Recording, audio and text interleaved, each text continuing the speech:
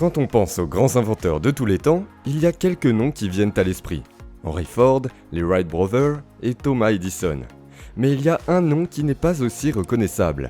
Lorsque vous branchez votre téléphone, allumez les lumières ou utilisez le réfrigérateur, vous avez Nikola Tesla à remercier. C'est l'histoire du génie oublié et l'histoire commence à la fin. Le 7 janvier 1943, une servante travaillant à l'hôtel New-Yorker est entrée dans la chambre 3327, où elle a trouvé le corps d'un homme de 86 ans qui a élu domicile à l'hôtel au cours de la dernière décennie. Tesla est mort seul et a craqué.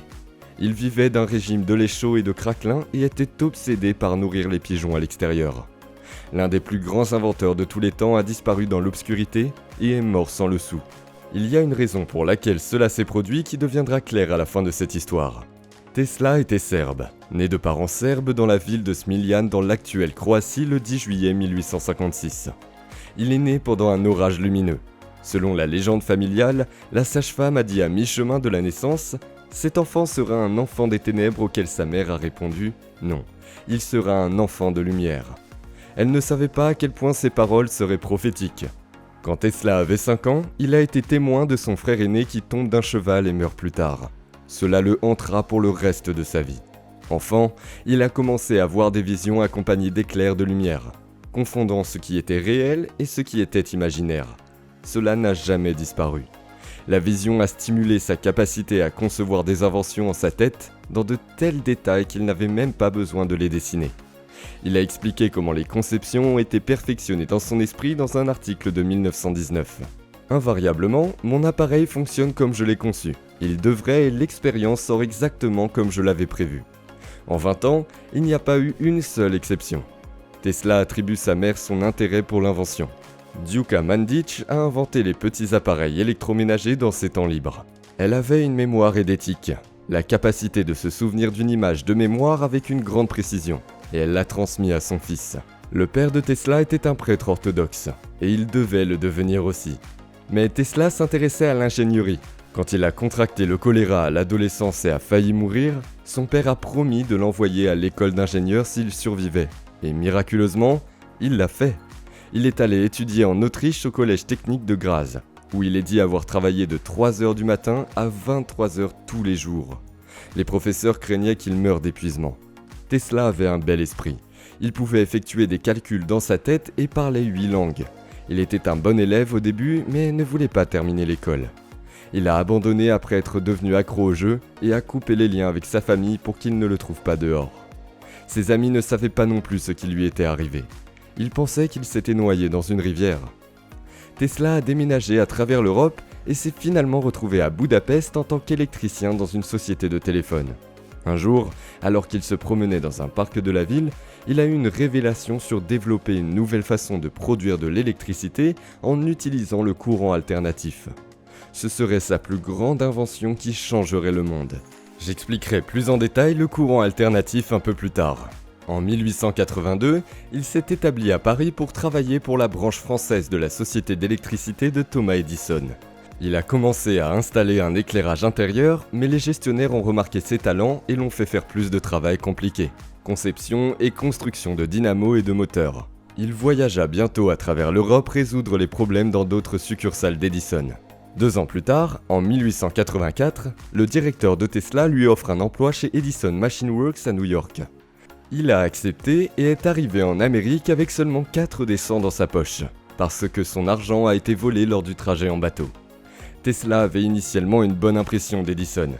Edison a également été impressionné par Tesla, déclarant plus tard « J'ai eu beaucoup de travail acharné assistant, mais vous prenez le gâteau ».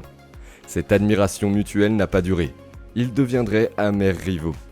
Les deux hommes n'étaient pas d'accord sur la façon dont l'électricité devait être contenue et livrée. Edison préférait un courant direct qui est un système où la charge électrique ne circule que dans une direction. Tesla était fan de courant alternatif dans lequel la charge électrique change de direction périodiquement. Changer de direction est crucial pour maintenir un approvisionnement régulier en électricité, car il ne prise de courant de surpuissance. Cela signifie qu'il peut fournir plus de puissance et transmettre de la puissance sur de plus longues distances. C'est la raison pour laquelle le courant alternatif alimente nos maisons et autres gros appareils alors que le courant direct alimente des objets plus petits comme des lampes de poche.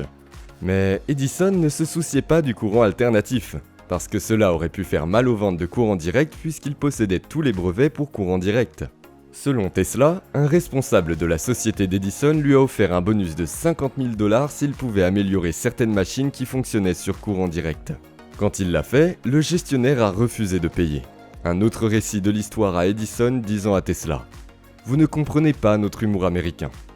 Peu importe comment cela s'est passé, Tesla a démissionné et s'est mis en route pour former sa propre compagnie d'électricité l'année suivante en 1885. Mais ses investisseurs ont montré peu d'intérêt et a décidé de prendre l'entreprise et tous les brevets de Tesla qu'il pouvait faire parce que Tesla avait cédé les brevets à la société en échange d'actions qui ne valaient plus rien après.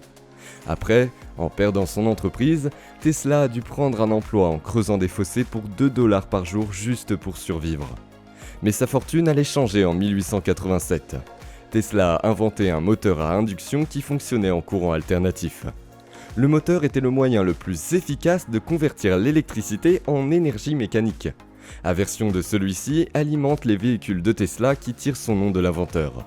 Il a breveté le moteur et l'a montré l'année suivante à l'Institut américain des ingénieurs électriciens qui a attiré l'attention de George Westinghouse, un acteur majeur du marché de l'électricité qui a réalisé le moteur à courant alternatif de Tesla pourrait bien être ce dont il avait besoin pour compléter son système de courant alternatif et rivaliser avec le système courant direct d'Edison. Tesla a donc concédé sous licence les brevets du moteur à courant alternatif à Westinghouse pour 60 000 $ et a également reçu des actions et des redevances. Westinghouse l'engage comme consultant pour 2 000 $ par mois, ce qui équivaut à plus de 50 000 $ par mois. Aujourd'hui, la guerre des courants a commencé. Edison s'est efforcé de discréditer Westinghouse et Tesla. Il a secrètement financé la chaise électrique qui utilisait du courant alternatif pour prouver à quel point le courant alternatif était dangereux. La société d'Edison a également torturé publiquement des animaux pour prouver son point de vue. En 1903, ils ont électrocuté un éléphant de cirque nommé Topsy et a produit un film à ce sujet intitulé « Électrocuter un éléphant ». Malgré les stratagèmes d'Edison, de bonnes choses se passaient pour Westinghouse et Tesla. Ils sous-enchérissent sur Edison et sa nouvelle société General Electric pour illuminer l'exposition universelle colombienne à Chicago en 1893. Le premier salon tout électrique a célébré le 400e anniversaire de découverte de l'Amérique par Christophe Colomb. Il était clair pour les 27 millions de personnes qui y ont assisté que le courant direct alimentait l'avenir. Leur succès s'est poursuivi lorsqu'ils ont de nouveau battu General Electric d'Edison pour construire la première centrale électrique à courant alternatif au monde à chute du Niagara. L'énergie hydroélectrique. La station a connu un énorme succès et a contribué à éclairer Buffalo, New York. La construction de l'usine également Tesla est devenue un pionnier des énergies renouvelables. Sa statue se trouve aujourd'hui aux chutes du Niagara. Westinghouse et Tesla ont gagné la guerre des courants et le courant direct était en train d'être progressivement éliminé. Mais il y avait des problèmes.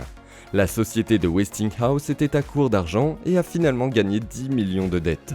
En 1897, il se rend chez Tesla et lui demande si ses redevances peuvent être réduites dans une tentative désespérée de sauver la société.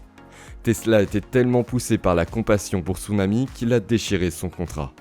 Il était reconnaissant à Westinghouse pour avoir cru en lui alors que personne d'autre ne le faisait. Tesla s'est volontairement retiré de 12 millions de dollars de redevances qui, dans les termes d'aujourd'hui, vaudraient plus de 300 millions de dollars.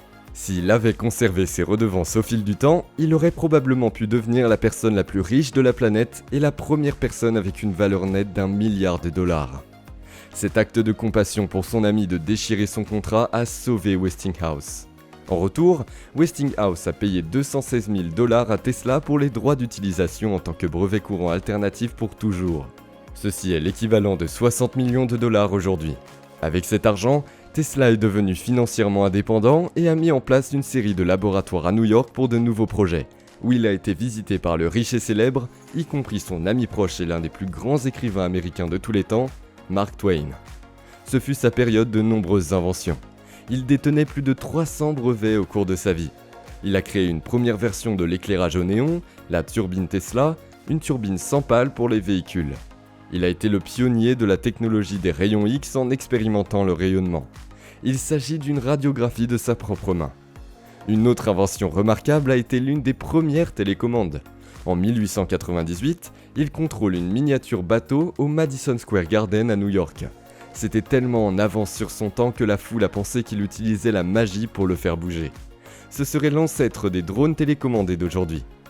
L'une de ses inventions les plus connues est la bobine Tesla, un appareil qui peut produire de grandes quantités d'électricité haute tension.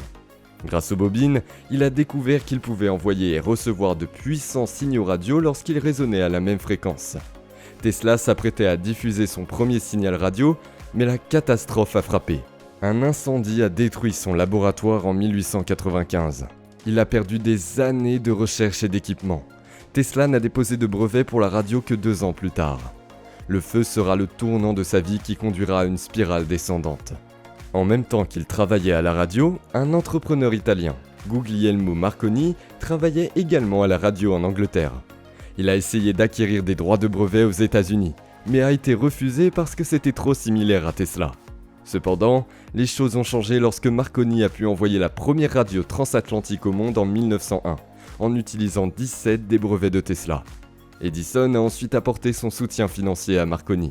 Tesla n'avait aucun problème avec les réalisations de Marconi, mais en 1904, l'Office américain des brevets a soudainement changé son esprit et a accordé à Marconi un brevet pour l'invention de la radio. Il n'y a jamais eu de raison donnée pour cette décision, mais le puissant soutien financier que Marconi a reçu pourrait l'expliquer. Marconi a ensuite remporté le prix Nobel de physique en 1911, ce qui n'a été possible que en raison du travail de Tesla. Tesla était furieux et a poursuivi Marconi. L'affaire a traîné devant les tribunaux pendant des années et n'a été réglée en faveur de Tesla qu'après sa mort. Cet incident radio a eu un impact négatif sur le reste de la carrière de Tesla. Par exemple, Tesla était obsédé par l'introduction de la communication sans fil dans le monde et construit une énorme station de transmission sans fil à Long Island, New York, appelée Wardenclyffe Tower. Il a imaginé un monde où nous pourrions envoyer et recevoir des messages sans fil. Il était, encore une fois, bien en avance sur son heure. Mais les bailleurs de fonds n'avaient pas assez confiance en son projet. Ils se sont retirés et ont mis en banque sur l'invention radiophonique de Marconi à la place. Cela a laissé Tesla en ruine financière. Il n'avait pas d'autre choix que d'abandonner son projet de rêve en 1905 et finit par perdre la tour Wardenclyffe à cause de la forclusion. La santé mentale de Tesla s'est détériorée. Il a vécu sa dernière décennie à l'hôtel new-yorker à partir de 1933. Westinghouse Corporation l'a embauché comme consultant et a payé sa chambre. Il a vécu sans loyer mais est décédé endetté. Alors, pourquoi l'un des plus grands inventeurs de tous les temps a-t-il sombré dans l'obscurité et est-il mort sans le sou ? On pourrait dire que Tesla a été malchanceux à des moments comme lorsque l'incendie a brûlé son laboratoire de New York. Mais la raison principale est que Tesla n'était pas un capitaliste. Il a pris des décisions que ceux qui ont plus de sens des affaires n'auraient pas fait, comme renoncer à ses redevances pour le moteur à courant alternatif. Il n'était pas préoccupé par l'argent. Il était préoccupé par la poursuite de la science pour l'amélioration de l'humanité. Il voulait changer le monde et il l'a fait, grâce en partie à la société d'Elon Musk. Les gens commencent pour en savoir plus sur l'homme qui a inspiré la société. Un homme dont les inventions alimentaient notre planète entière. C'est grâce à Tesla que la société moderne fonctionne comme elle le fait. La mère de Tesla l'appelait un enfant de lumière, et elle avait tout à fait raison. Merci d'avoir regardé l'histoire de Nikola Tesla. J'espère que vous l'avez apprécié. Si vous aimez ce que vous avez vu, abonnez-vous à ma chaîne. A bientôt avec une autre histoire intéressante.